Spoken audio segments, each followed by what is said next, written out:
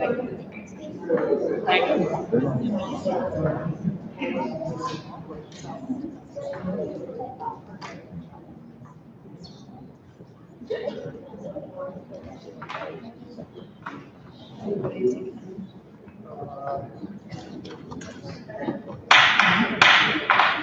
to order the combined meeting of the District 76 Board of Education. Roll call, please. Bordeaux. I don't have it in front of me. Hale.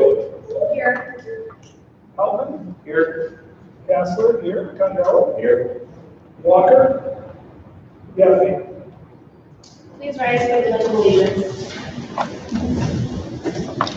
Pledge allegiance to the flag of the United States of America and to the republic for which it stands, one nation, under God, indivisible, with liberty and justice for all.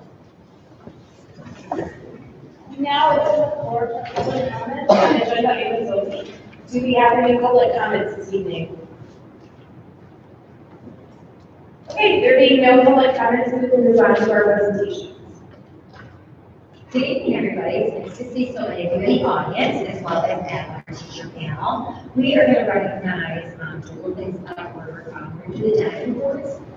First, we believe our student recognitions from West Hope. Because I know Mr. Williver is still waiting for a few more students and families to arrive, so we're going to give them time to arrive and get here. So I see all the diamond award presenters and recipients are here, so I'd like to call up first, our first diamond award, and just for those of you that don't know what a diamond award is, we try to recognize the staff members every month for going above and beyond the call of duty in our district, and it could be a teacher, a colleague, an administrative assistant, or a student. So tonight we have 5 staff members that we're recognizing, and I'd like to call up our first presentation from Ms. Seaman.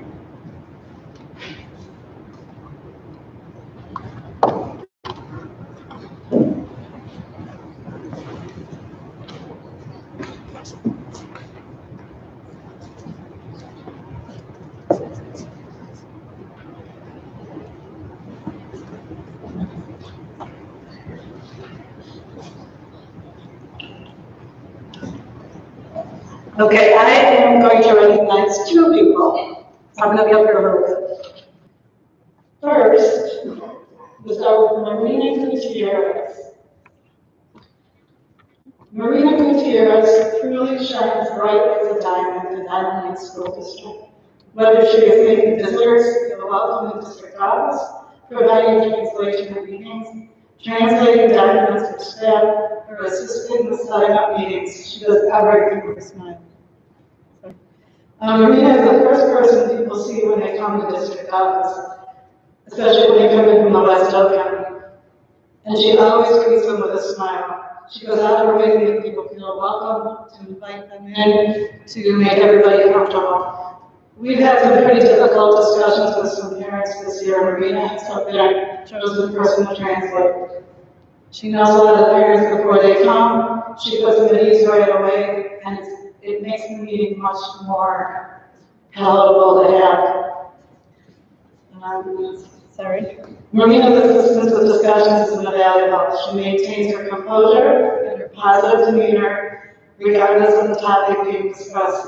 This lessens the parents' anxiety and frustration throughout the meeting.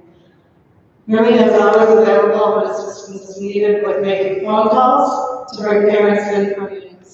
She is often the first point of contact parents have when situations arise during the day, and parents are called in prior to the end of the school day.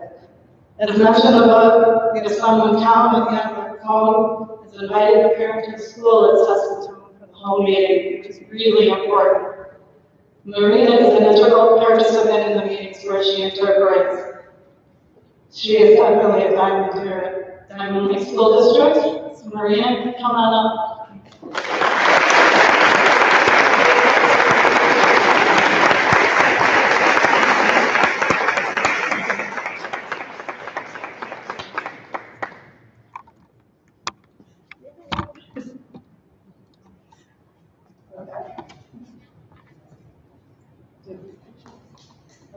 My second person, Peggy Ritsos. Shining like a diamond from her desk in district office is something Peggy does every day. There are a few people in the district who impact the staff in each of the 3 schools. Peggy's one such person. Whether she's negotiating prices and services with vendors for the 3rd, 4th, or 5th time, or answering questions about staff who want police orders, she shines bright doing both activities with a smile and kind demeanor. Whether she's finding funding codes for orders or making yet another copy of the tax exempt letter that some of us lose a million times, she always does it with a smile. She stops what she's doing and she takes care of what we need. Whether she's collecting money for field trips or processing reimbursement sheets, she puts the needs of the students and staff in front of her need for quiet and peace to get her work done. She spends countless hours here. I'm sure there's a higher bed in the office somewhere. I can't find it, but I'm sure there's one there, because Peggy's always here. Peggy never complains. She never bemoans the work she has or any kind of change in her day, any disruption. Everything she does is seamless. Her organization system and her memory for past orders are second to none. When I had an office in the district office, I'd hear her remember things that people ordered 4 years ago. I'd be just amazed that she could pull it out, even to the numbers and the code that had gone. It's crazy. When there's a need for an item to be ordered, Peggy goes directly to the PO, gives the staff the information, and pulls out the information. Truly amazing and truly a diamond at Diamond Lake School. Come on up.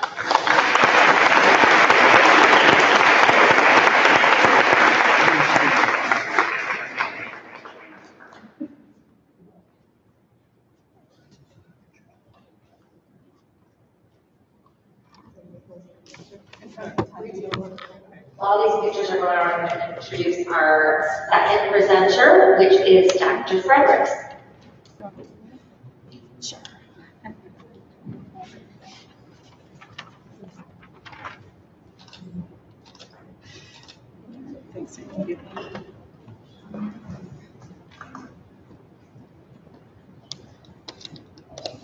Good evening, everyone. The person I have nominated for a Diamond Award is our wonderful office assistant, Lisa Bishop.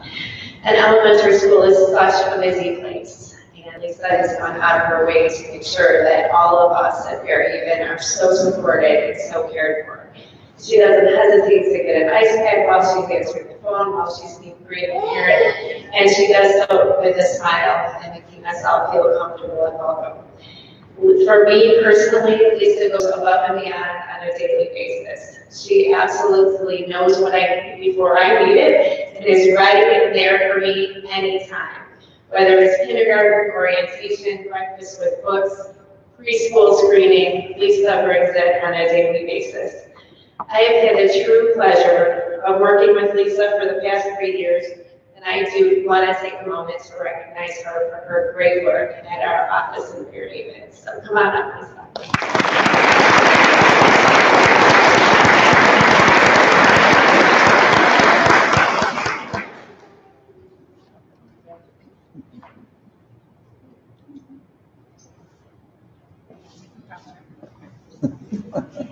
Our third presenter of the evening is Ms. Slade.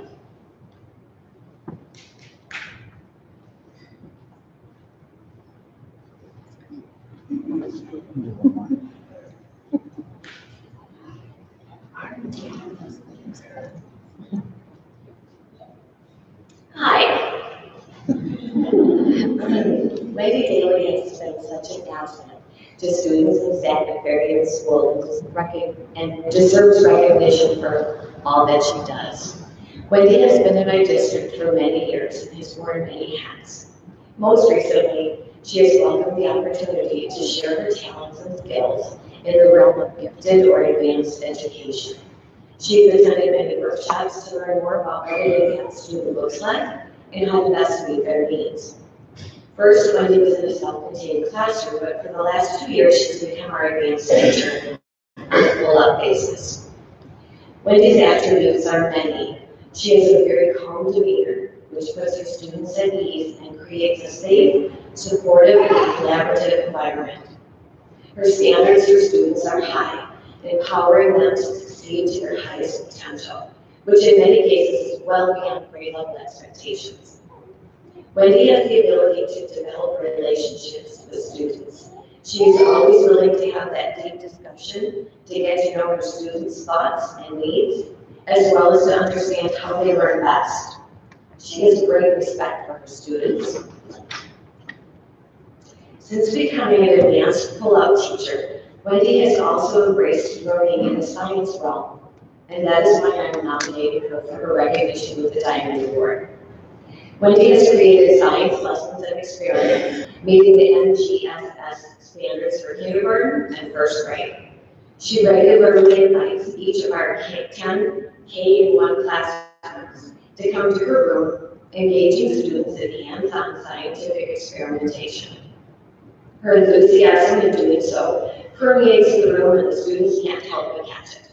The teachers also benefit from Wendy's expertise in standards by exposing and pushing their students to that higher level thinking that happens so naturally for Wendy. When there is a need recently to change up our lid block time to meet the needs of more students, Wendy embraced the idea of changing her morning time to fill that need. By taking all her students for an additional time during our literacy block, Wendy meets their needs by implementing differentiated literature circles that are student-directed. We are all very honored to have Wendy as our colleague.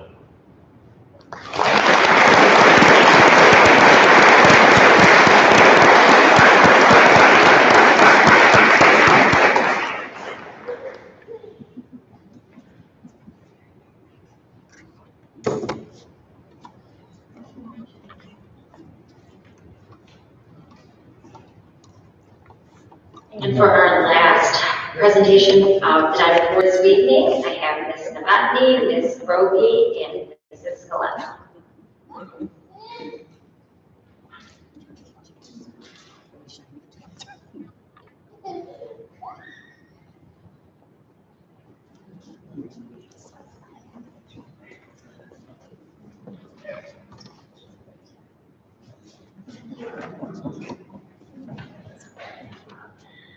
The three of us nominated Carrie Shinkowski, who fondly is known at Fairhaven as Mrs. X. She is a huge asset at our school. I'm lucky that she's in my classroom helping one of my students all day. And she has gone above and beyond during her time here at Fairhaven. She is a team player, she's a positive role model, and she goes above and beyond with all of our students.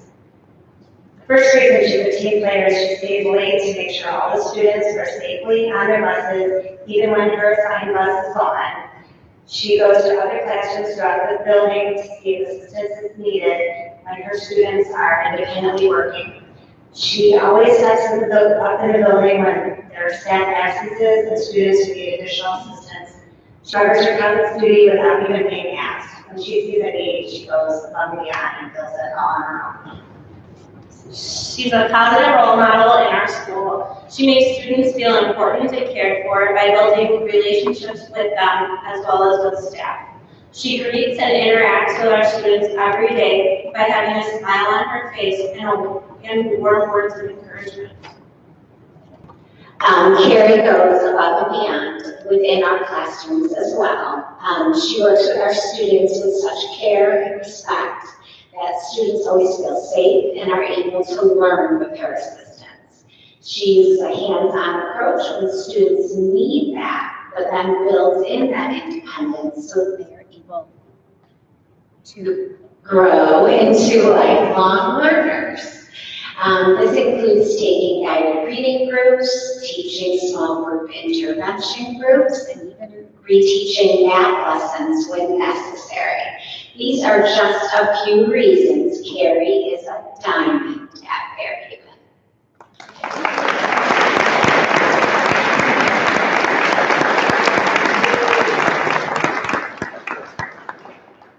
Just so everyone knows, it's Carrie's birthday today.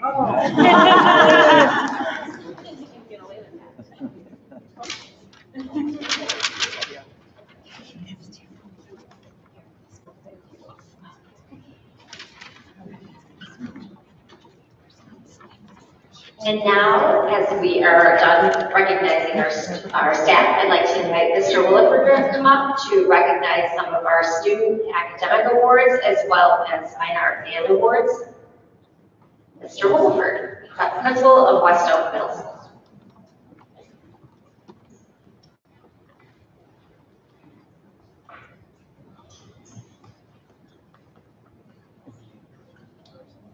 Thank you, Dr. Sherman Lewis. We're going to start off before we get going here. A lot of times, schools get recognized for extracurricular activities, sports, clubs, things like that. Tonight, we're going to recognize our students who get involved in a variety of activities that they're not your typical sports.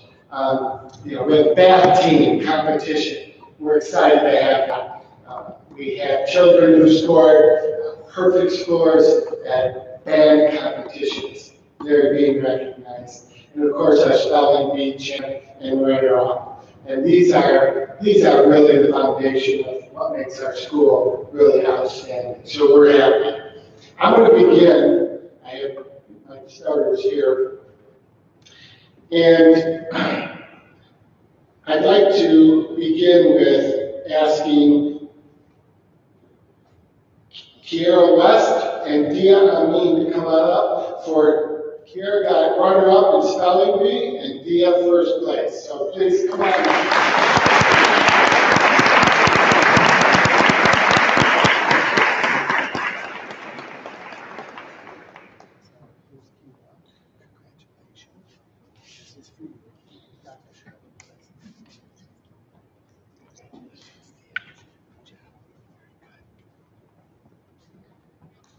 Okay, congratulations again. And now our band. So our Northern Illinois Music Conference Solo Ensemble Contest, we have 3 students who scored perfect scores. That's pretty amazing. Then I'd like to congratulate and call up Gwyneth Graham, Dia Amin, and Bianca Rico.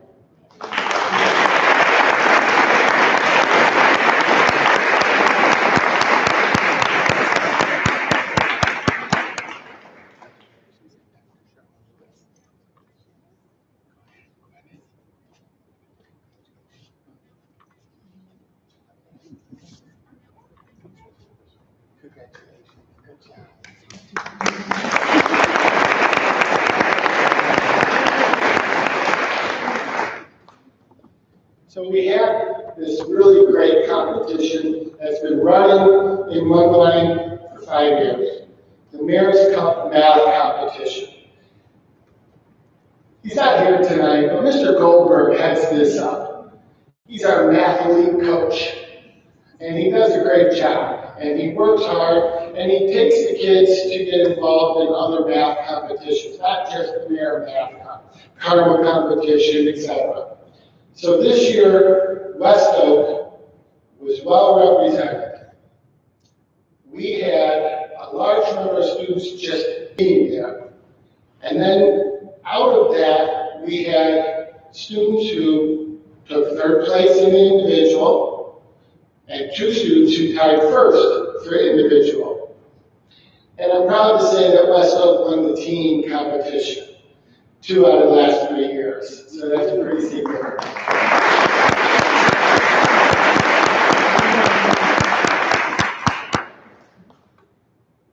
If I were organized, I'd have these in the same order as I'm going to call you out. They're not. So I'm going to ask them to come up and then we'll work it out. So I apologize. Ole Holopatuk. I hope I said it right, Ole. Come on up. Participate.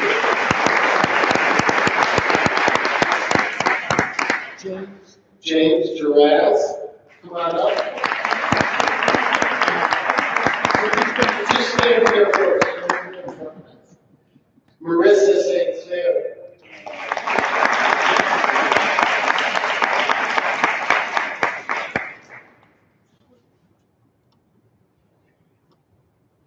Alex Blankus.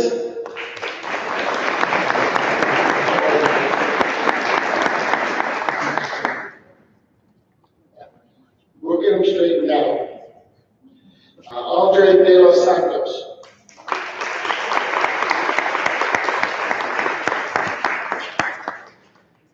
Matthew Plummer.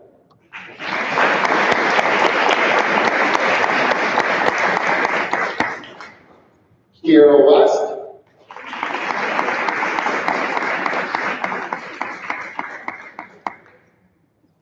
Alex Arshovsky.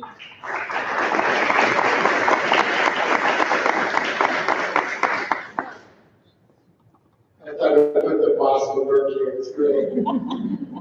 Sajni Amin.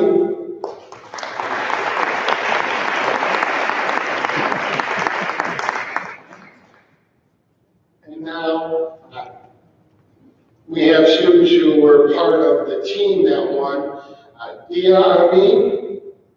I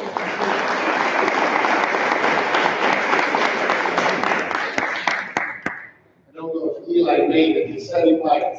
So Eli Abbey is not here, but his mom's the president of the school board, so he was a member of the team and took third place as well. And then, not in attendance is Salil Bagal. Salil took second place at Carmel High School at the 7th grade level, and then tied for first place on the individual at the Bears Cup Math Challenge. Salil, unfortunately, is not able to make it tonight. But we have Brian Shedd. Brian took first place at Carmel, first place at Carmel and the team.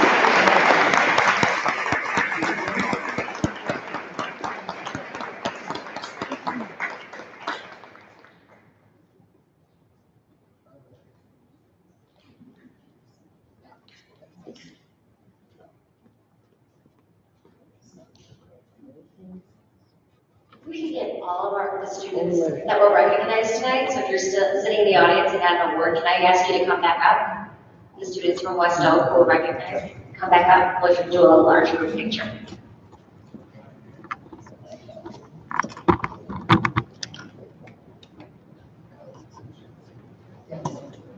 They're gonna get closer.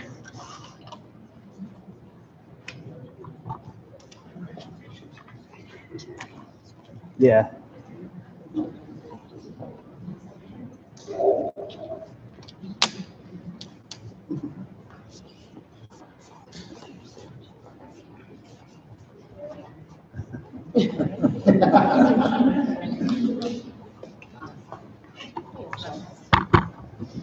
And I'm gonna put a picture of the thing off.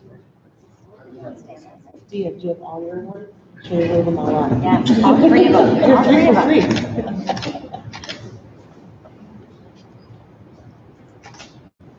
I'm gonna take it from my other camera. You know what? Because if I make Past our birthday. Thank you. Let's give them all another round.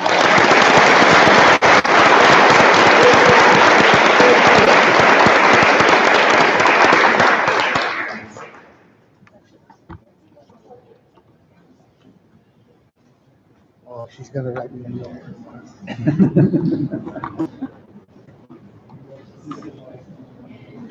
If our families would like to leave, you are welcome to do so. We're going to have a teacher presentation, but thank you so much and congratulations to all of our students and their families for their outstanding achievement.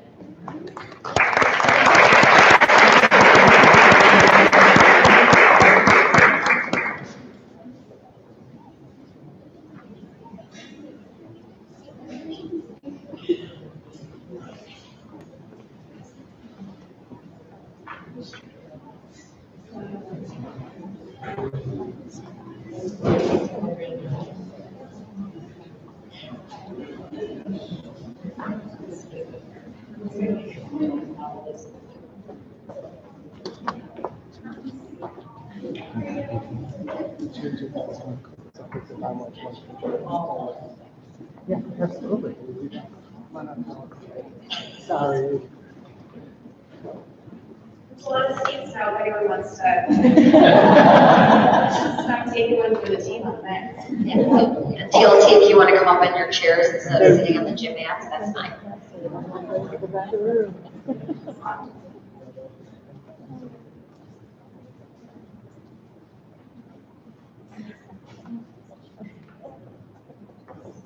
I'm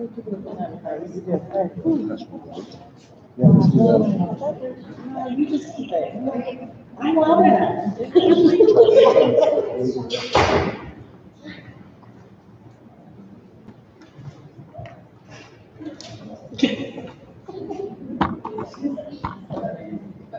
And for our last presentation of the evening, we have members of the instructional leadership team, as well as Mr. Drago, who put together a presentation. And this is in response to, in February, we presented our mid-year goals to the board and to the community. And some great feedback from the board came with questions such as clarifying, like, tell me what it looks like in the life of a teacher. What does the learning framework look like? What is your leadership training? How do you work together as teams? Are those team meetings valuable and productive? So we went back to the teachers and said, here's some feedback that we got. And the most impressive part is that they took this all on their own and worked on some education and wanted to share with you from their perspective. But I think it's a true testament for the instructional leadership team who has taken on ownership of the entire teaching and learning process. And they owned it, they collaboratively worked together, and they have a real voice in what they're doing, and how students are growing and responding to this. So we put together a presentation that highlights those 6 themes, which is what is the instructional leadership team? So we need to do that. How do they work together to expand their leadership capacity and their professional training? What is the District 76 Live Finder? What are all the resources that they've created and put together in there? How do they use them? And then from the student's perspective, what is the student target portfolio? What is the value of that? And you're going to hear from 2 live students tonight, Bayless and Harper Hale in first grade. We're going to show you how they use their student target portfolios, to give you an example, as well as the board has made a big investment into our data, not only the assessments that we're using, but also our data warehouse. So we're going to talk about how we're starting to introduce and utilize our data more to determine instruction and student growth goals. And then we have an opportunity for the board to ask questions on their own of our teachers. So we put together a ILT, which is the Instructional Leadership Team panel. So we've given them some questions for them to respond to, and then it's going to be open forum. So if you have questions for them, you're welcome to ask that. So I'm excited and proud of the efforts that all of you put together. So I'd like to introduce Shelley. Okay. I'm kind of a unique role in the sense that I do the PLA content and I'm also a team lead for the 6th grade. So ILT is kind of made up of both K through 8, K through 8 grade level, and it's also content. So what do? We lead team and late start meetings. We run grade level teacher leaders. We do K through 8 late start outcomes. We create agendas. We run meetings. We do follow-ups on agenda items. We report back to ILT what's been going on in our teams, what's been going on in the school, and we make sure all our bullet points are covered. So a little bit different from middle school, where the middle school has 1 content teacher per grade. So it's a little bit tricky as far as like common assessments and stuff come into play, where it's just the 3 of us, 1-6, 1-7, 1-8, but we cover all of language arts, all of social studies, all of math, all of science. So we all have our own little department. Where K through 5 is all 1 team lead with multiple teachers per grade. So it's a little bit fun, but it's different. The outcomes, grade level and content teams work to collaboratively develop roadmaps, frameworks, student target portfolios, and common assessments. We plan the curriculum from start to finish, whether that's K through 8 or K through 5. We all learn in charge of our own department and our own curriculum. We recheck, we edit, we add, we delete, we figure out what works and what doesn't, and we work as a team in order to do that. And the benefits, the biggest benefit that I see is consistency. Consistency across grade level and consistency across content area. There's a lot of articulation vertical and horizontally, which is nice to see. It's taken us a while, but we're getting there. We all teach the same things with the same materials and common assessments. And then the biggest thing is ownership. Every member of the team is part of creating, developing, and executing. And that's all.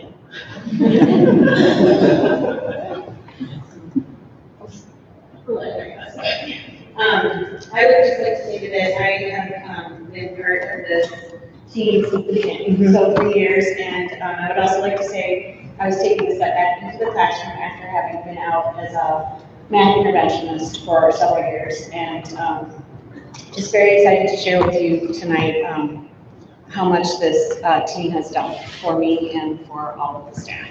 So we've received a lot of ongoing training throughout the past 3 years. One of the first trainings was the Teacher-Powered School Conference that was up in Minneapolis, and several of the team members got to go up there and attend this conference. It was a 2-day conference, and then they came back and they shared with the ILT what they had learned so that we could take some of that back to our team members.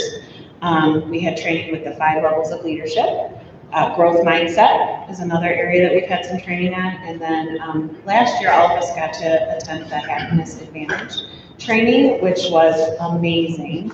And we have brought that back in through the whole school district this year. Bob and I brought back all kinds of stuff for us to celebrate this beginning of the school year with. And we had our books and all that fun stuff. We've also had a lot of training in structures and protocols to lead and organize our team meetings. As an ILT team, we develop norms for all of our meetings throughout the district, and we have wonderful posters that are hung up in all of the meeting areas so that we are all aware of what the norms are, and we are all doing that throughout the whole district. We also developed an employee engagement survey, and we gave that to the district, and I have to say that the first time we gave it, employees were, a little not as engaged, I would say, and this last time we gave it, we were very pleasantly surprised at how much has changed throughout the last 3 years, and teachers are definitely happy and feeling positive about everything that's been happening. We've also been trained in the standards-based learning targets, framework development, and team building. We have been working on in our teams, we've been working on our roadmaps, we've been working on ELA frameworks, we finished those last year, and then this year we've been focused on math frameworks. We have also started our student target portfolios, which our first graders will talk about. Every year, at the end of the year, we look and see what we need to change with those.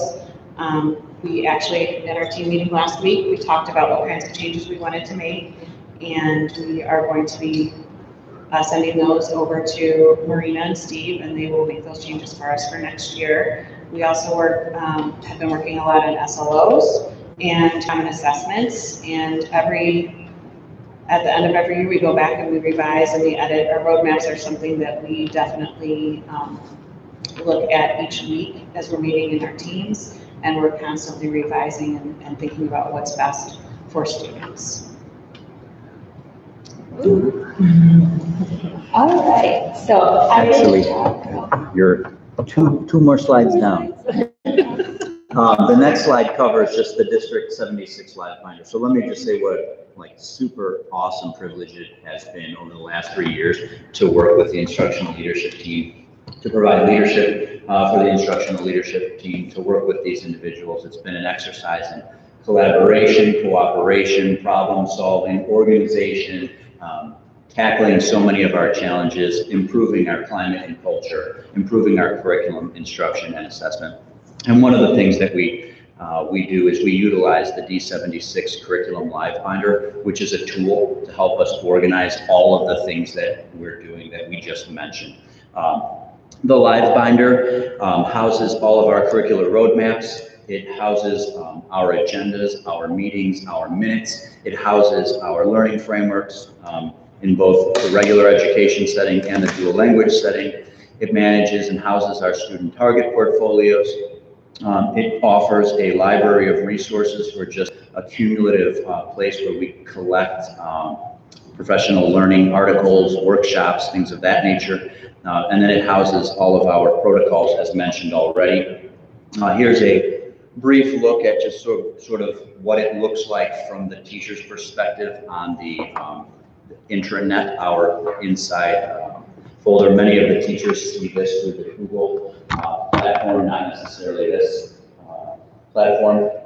Also, I just wanted to share with you a little bit of what a typical roadmap might look like. A typical roadmap would cover basically the standards that we're covering, some of the high-frequency words, some of the learning activities, some of the learning goals, targets, common assessments, and things of that nature. So again, the Live Finder has really just been a useful tool for us to organize our curriculum and instruction and assessments. And then Cindy will talk with you a little bit about the student target portfolios. Okay. So our student target portfolios, or STPs, are student-owned collections of assessment artifacts, assessment tracking, charts and graphs, and assessment data. And this is what they look like.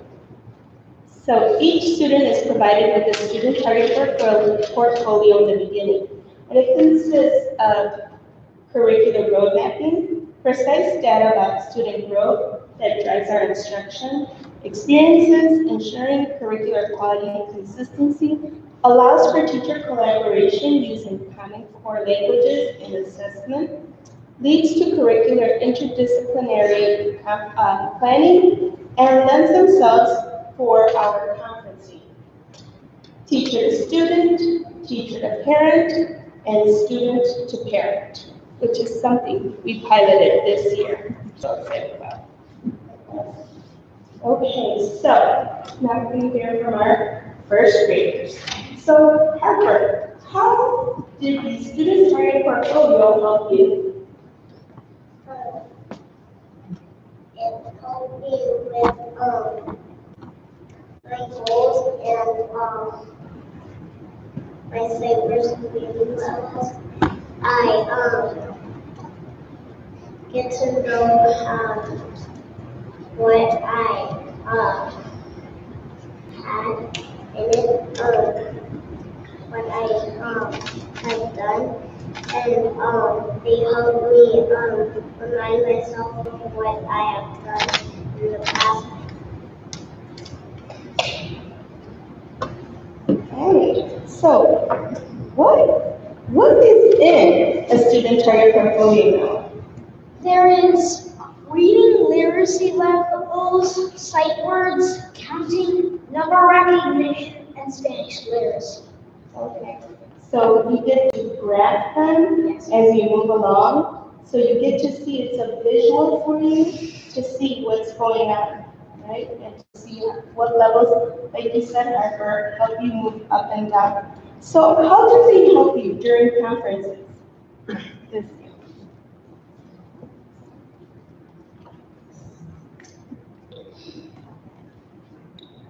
Did they help you see? They help us see what we have done and what our goals can be in the future, and what we can do to make them go higher. Thank you so much. So the main purpose of our student target portfolio is for students to reflect on their own learning and growth. Student target portfolios allow students to track and monitor their own progress. They're authentic examples. So clear goals aimed at a compelling target can have an enormous impact on behavior because they engage more than simply the brain. They also engage the heart. Research reveals that a clear, compelling, and challenging goal causes the blood to pump more rapidly, the brain to fire, and the muscles to engage. However, when goals are vague, no such effects take place. Do you guys agree?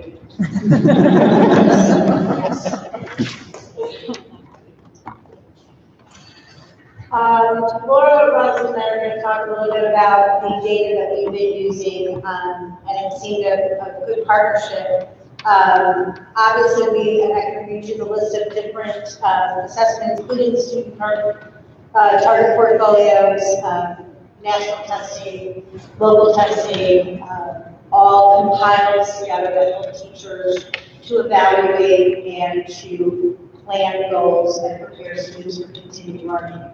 As far as my advanced program is concerned, it helps us to identify students with advanced abilities in specific areas or across the board. It helps us to sort of compile the data from a classroom, put it into the data, and put those two pieces of information together to help us to understand a student's strengths and weaknesses so that we can more directly focus our instruction for them. And grade level and RTI teams, they meet and they use the data from the assessments to qualify students for interventions. And then once a student is in the intervention, then they use that data to implement their intervention. And the special ed team, we use that assessment data to help support the eligibility and dismissal of special education students. And we also use that data to make individualized goals.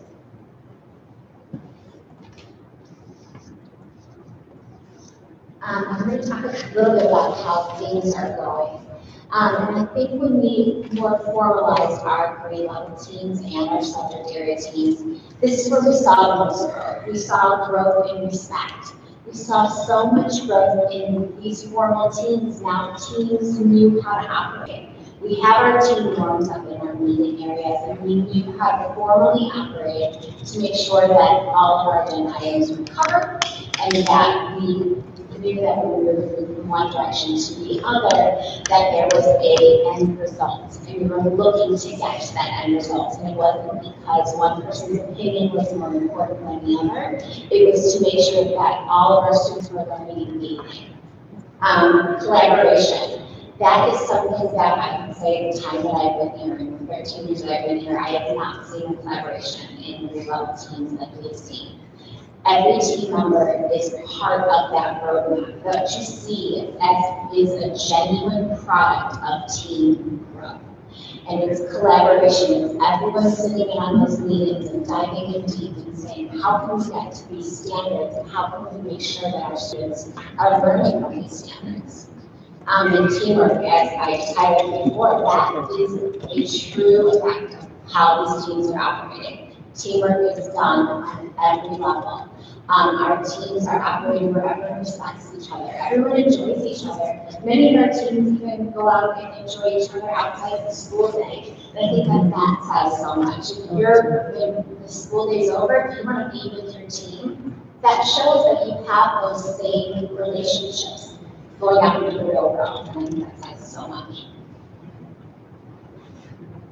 On that. So my question was, do you find team meeting time valuable, being full of productive? I think every team here would agree with me that we definitely find it productive and meaningful. Without this time, we wouldn't be able to collaborate with each other.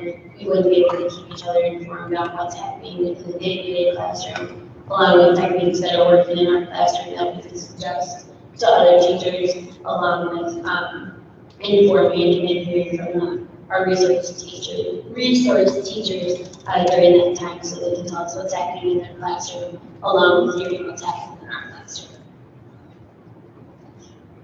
I'm going to take the number 3, whether there's resistance amongst staff and peer leadership. I think that the teams really thought that it would be really nice to have one point person to go to. Coming from the classroom, I was in the classroom last year, and then now I'm the resource teacher. And coming as a resource teacher, I know exactly which team member I need to contact to let them know that I want to get on the agenda for a team meeting or find out information. And the information that we learn through that LFT is really consistent. So what I find out from one team meeting is exactly what I do for the next one and the next one as well. So number 4, what are the benefits of ILT, teacher leadership, and the team? As far as ILT, a lot of it is just the consistency. We're all on the same page. We all hear the same message. we all know what's happening in the different grade levels, which I feel like has not happened in the past. We have worked with our developing curriculum and student target portfolios, and all the different grade levels are able to look at one another and be able to work off of one another so that it's consistent for the students and communication is there for the parents as well. The information that we learned through ILT is delivered back to the teams consistently with the same language that is used during ILT, like the team leaders are looking what needs to be brought back to the teams in their team agendas so that nothing's forgotten. And then teachers just have a voice in ILT. We're able to see different presentations as far as different curriculum materials and curriculum that goes with the grade levels that we teach. And the teacher leadership, instead of receiving information from the administration, the team gets to receive information from their peers. It also allows teachers to take ownership of what they're working with, because like Heather said, the roadmaps, those are all developed by us, by the team. And we also have the spokesperson for the team who, if they have any questions, they have also for the team, the agendas are always organized. Our team meetings are efficient, they're productive, they're goal-oriented. Resource teachers also have access to all the grade levels that we work with. So we also go to the live network and see what each grade level is working on. But we also know exactly who to go to find out the information that we need for our classes as well. And also, the team knows what's happening in the district. Every time that we meet in ILT, we always update everyone.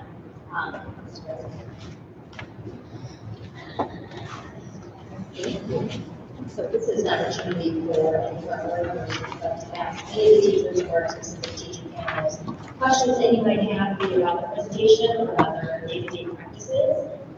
Feel free to use. The STPs, something grade 2, grade 5, how widespread are these used? As a group of undergrades, used across what is? Well, the K through 5 ILT group had developed them at the end of the 15-16 school year. So we've been using them for the 16-17, 17-18 school year, K through 5. And then the middle school came on board last year. And so this was the first year of implementation for the middle school. So it's a K through 8 tool. I can speak from sixth grade point of view and also from ELA. We're revamping ours a little bit because we realized it wasn't as conducive as we thought it would be. So as far as, at least in the language arts department and through sixth grade, we had a little struggle with the format. So we're going to change ours this year and move it into a different format for next year. And that's it. So to really accommodate the older kids? Yes, what we kind of saw what the elementary school was doing, we thought it would work. And it's too hard when you have all these individual teachers and we're all compartmentalized. Even though we're a team, we all have different things we want to put. So the binder was getting bigger and bigger. So we're going to try to let the students have more of a voice in it for next year. And also each individual learning level picked what was in their student target portfolio. So kindergarten obviously looks much different than fourth grade. And so we as the teacher leaders went through and said what's really important and what do we want our students to know at the end of the year. And so all of our portfolios look like different. I had a question about that a little bit. Shelley, I know you mentioned vertical articulation. And I know that I think one of the things the district has struggled with in the past has been kind of the articulation between different schools. It's the way that we're broken up and the way that the days work is very face-to-face hard as teachers to really collaborate and get that kind of communication. So do you think that has changed or gotten better? You're having more opportunities for that? Absolutely, it's gotten better. Again, ELA is a little bit different beast than some of the other subjects, and being language arts, being able to sit on this team has been fabulous in that capacity, because I've been able to see where they start in kindergarten and where they need to be by the time they get to 8th grade. And so I taught 8th grade forever, and so I know where they need to be. And now that it's 6th, 7th, and 8th, Now I know, okay, we gotta get this done, this done, this done by the time they leave here. So it's getting better. I know we gotta get the other subjects a little bit more involved. I know social studies wants to be in and math want to be in as well, but it's only so many subs. But we're working on it. So it's much better, much better. And I think too, the middle school has the privilege of working in content level teams. So you're going to have a 6, 7, 8 vertical articulation capability. It can be a little bit more of a challenge, I feel, for the K through 5 group because they're isolated by grade level. It's one of our challenges and one of our goals for the future to try and improve that vertical articulation. We talked about it in our last ILT meeting, as a matter of fact. It's part of our process moving forward. I think one of the really great benefits of this committee is that you have a teacher representing each grade level. So there's often a conversation about how do you address this concept in first grade or kindergarten, how is it coming up again in 4th or 5th grade. There are really good meaty conversations that help then the teachers go back to their team and say, by the way, 4th grade is asking for some conversation related to that. So the committee itself makes that more possible. And it was neat to see too, I didn't know what kindergarten and first grade were doing. And some of the testing in the books and stuff that you guys are like contests and penalties, what is that? Like I didn't know what that stuff was, and now I know this is being done, so they should know this by the time they get to me. So it's kind of neat to hear, because you don't know, I don't have kids, the little ones. So. And that you're able to share that in the team. Yes, yep. So, kind of related to that, well, first, thank you everybody that have been doing this. This is awesome. You were all doing every week of this year. That's pretty incredible. And so, but how is that related to that articulation? How is that affecting the relationship with the individual students or the teachers? I mean, I noticed the team level thing is a higher level. There's a lot of data, you know, Kathy mentioned all the different tests that are being done and so on. There's a lot of information that's available that can be overwhelming or it can be too little too in certain areas. Are there pieces that are missing or are we getting there? Are we doing better? I think with the common assessments, we're getting there because we level them lower, higher, grade level. So it's kind of neat to see where some of the kids are going and where they started and where they're going. There's a lot of data sometimes they're going to plow through. I think with Alpine, it's nice because it's all right there in one place to find it. So we can look up, how did this person do on this test, this test, this test? Maybe we need to bump them up to the next level, or maybe we need to lower them down, or they're fine right where they're at. So we have the housing area for all of the data, so teachers can access that. For a resource person, it's particularly helpful if I need to look up a specific student or somebody brings a student up to me. I can go look at all of their data without calling the teacher, emailing the teacher, and asking, can you give me these scores? So I think it's a work in progress. We're learning how to use it, but I think it's well developed and on its way to continue to help the classroom teacher, help the kids, but also help the resources. And I think as we continue to use it over years, we'll have more and more data for each and every child, which will help make that system more robust, the Alpine system. It's not even looking at data, but when you ask about how it touches the child, it touches the child in daily instruction. Because no matter whose classroom they're in, let's just say at the kindergarten level, we all make our planning based on that roadmap. And so no child is going to get a different experience based on those standards. We make sure we hit all those standards because every week in our meeting, we're looking at those things and we're looking at our roadmap and we're doing our planning together. So for no other reason, it's doing their daily lessons. Yes. They're getting the same thing, they just make it a different assessment at a different level. I was also, you mentioned the Alpine too. Is it possible for us to see at some point some of the sample reports? Yeah, of course. They're, I mean, I can't probably bring it up right now, but you have the ability to print out, like for your child, for example, I can print out a personal profile for your child where you can see the multiple assessment tools. And you'll be able to see that over years. You know, as she's here for the next several years, you're going to see, you know, a portfolio for your daughter that covers several years. So it'll be a really cool tool for longitudinal data for each child. It'll create a nice portfolio. Thank you.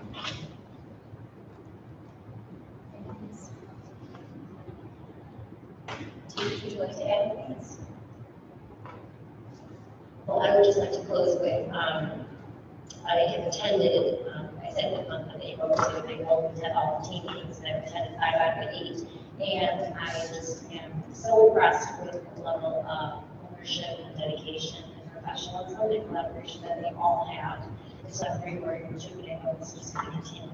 But what I think impresses me most is that they want to continue to learn and grow. Even though you see a lot of change happen, and everyone's really happy with the change, they still want to keep getting better, which I think is really impressive, because we could stop now and say, okay, fine, we've got a really good system in place, but I love that this team and that Contagious Growth District just wants to get better, they want to continue to grow and learn, and want to do this for kids. And I want to thank the leadership team, because they facilitate and foster this environment kind of building. So thank all of you for the step and collaborative effort, and also thank you to the board, because you've been able to make this support and the resources financially possible for us to do this. So thank you to everybody in this room for all that part of it. Thank you. Thank you very much. It was very interesting, very good. So teachers and Noah and Harper, I'm sure you want to go home and go to bed. So you are welcome to do that. Thank you so much for coming, and Mrs. Phyllis for staying. Mrs. Hale has to stay. But thanks everybody for coming. Thank you. Yes, Thank you for having us. Thank you. We appreciate all your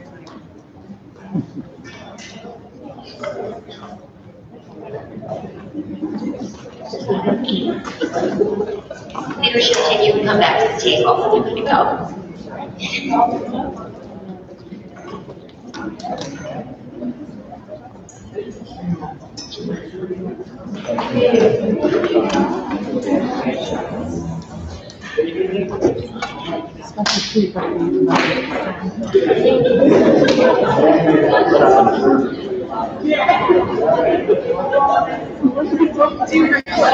You'll get a survey. Well, I don't know what trees that we want to be allowed in school.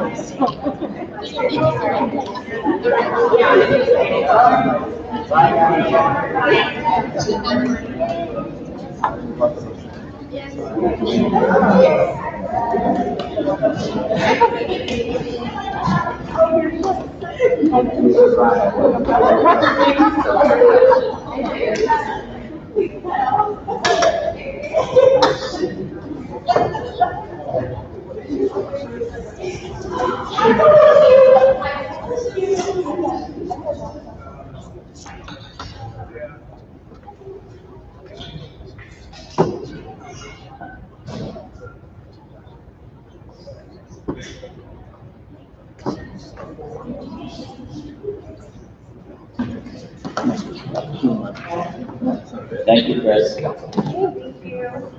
Okay, we are going to move on to the business agenda for this evening. We're going to start with the items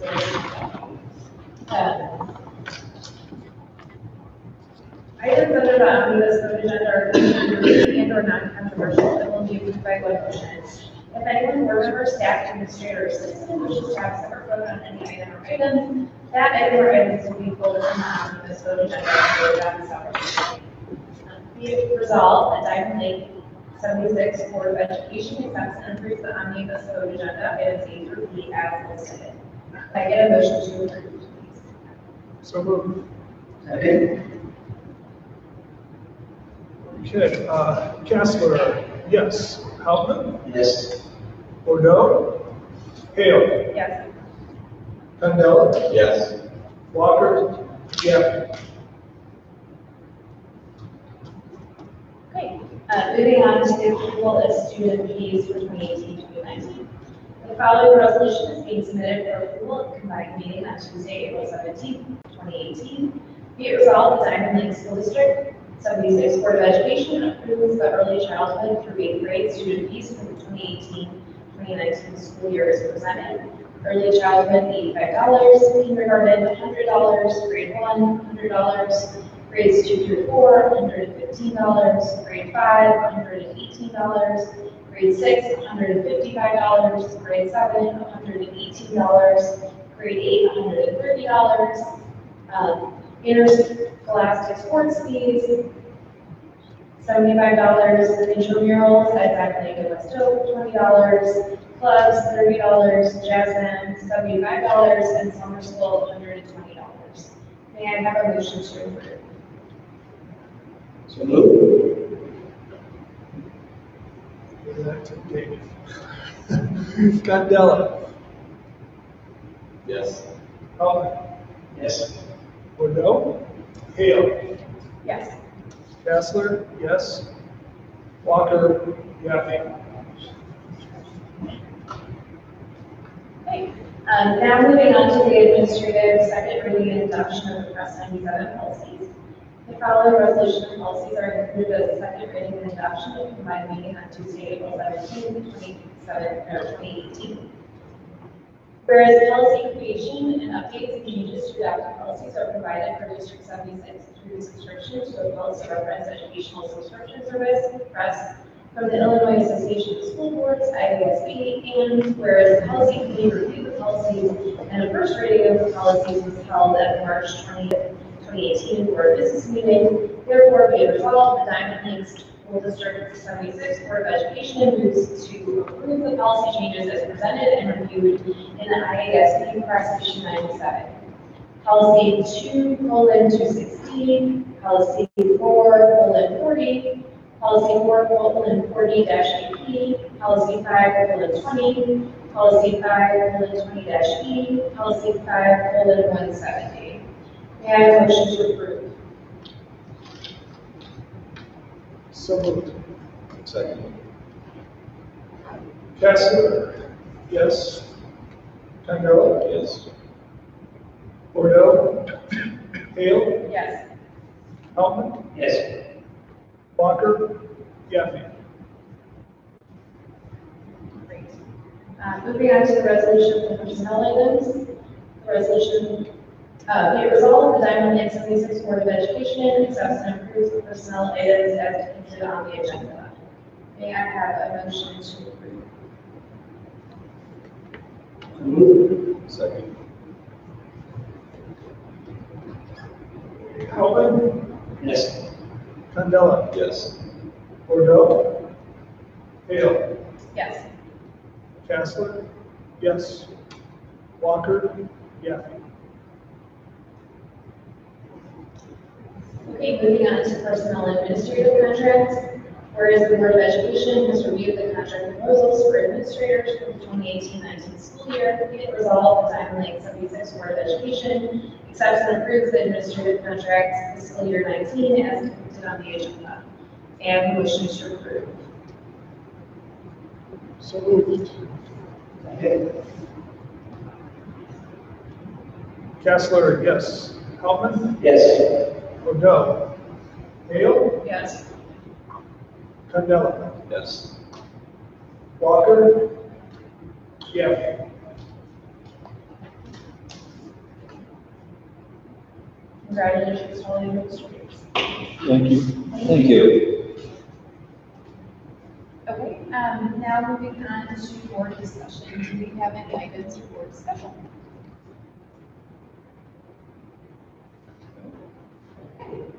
FOIA requests, we had 3.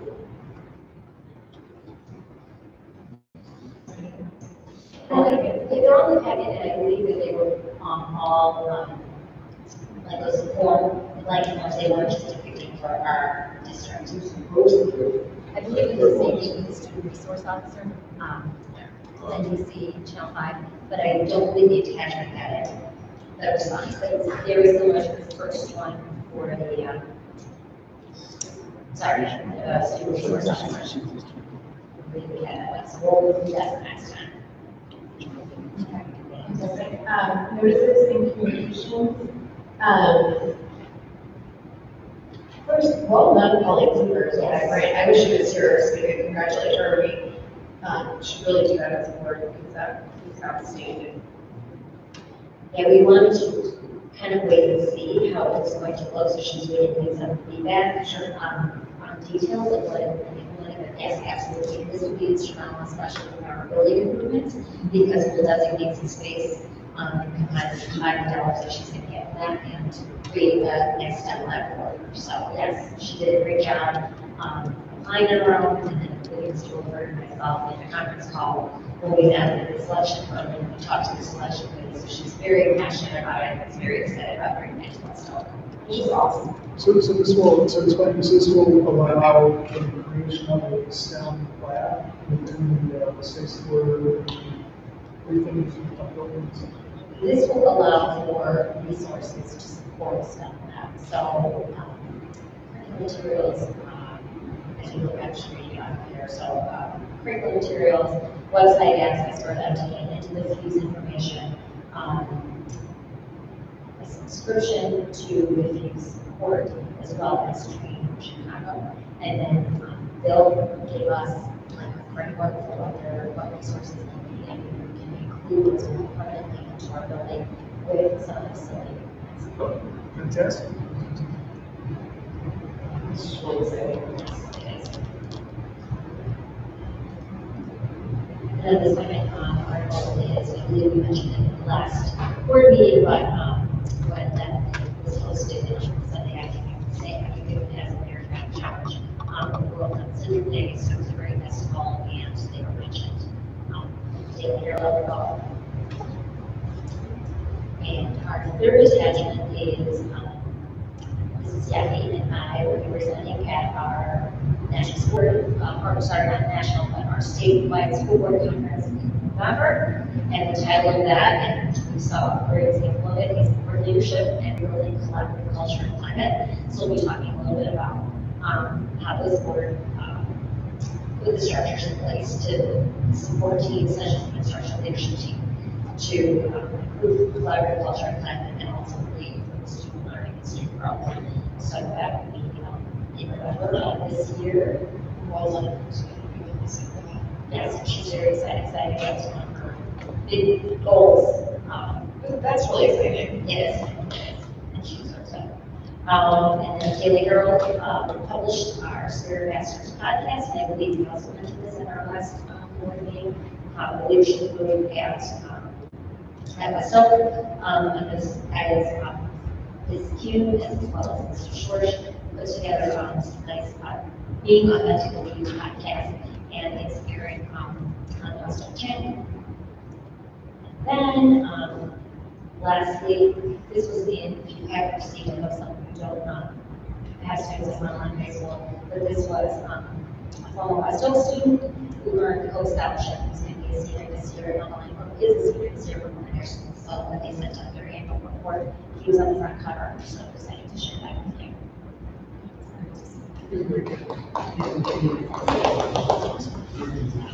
So many good things. I know, it's great. It's a nice celebration of all of our accomplishments. Yes. I noticed that the CNA agriculture for the Atlas trade, and we will be doing it as a district for November. So we'll have that consistency. Actually, one communication to add, and I apologize, I was going to bring it, and I forgot. It was a standard request for submission from the boards to submit policy changes to the state board, something along those lines. As a board, we can submit changes. So that's why I mentioned that. Right on. I'll try to bring it next time. Or if you want to share with us, we'll get the packet. Okay. Moving on to public comments and petitions on non-agenda items. Okay, there being no public comments and petitions, moving on to others. Does anyone have any others? Actually, one thing to share, we've been talking about this, but it's actually coming into fruition, is each of our schools, through some collaborative efforts and the initiative of Mr. Leonard is going to have commercial culture employers for each of our buildings. So for students that might, so the goal is for that are in need of singles, it's a nice opportunity and a nice resource for our staff to be able to provide that for our families. So we're going to give each of our schools later this spring. We're kind of monitor progress and see if it's something we want to expand into. Okay, then we will be moving into the executive session. For the appointment, employment, compensation, discipline, performance, or dismissal of specific employees of the district or legal counsel of the district, including written testimony on a complaint lodged against an employee or against legal counsel for the district to determine this complaint. Can I get a motion to adjourn into executive session? So moved. Okay. Condon. Yes. Hoffman. Yes. Modell. Hale. Yes. Kessler. Yes. Walker. Yes. Thank you. Thank you.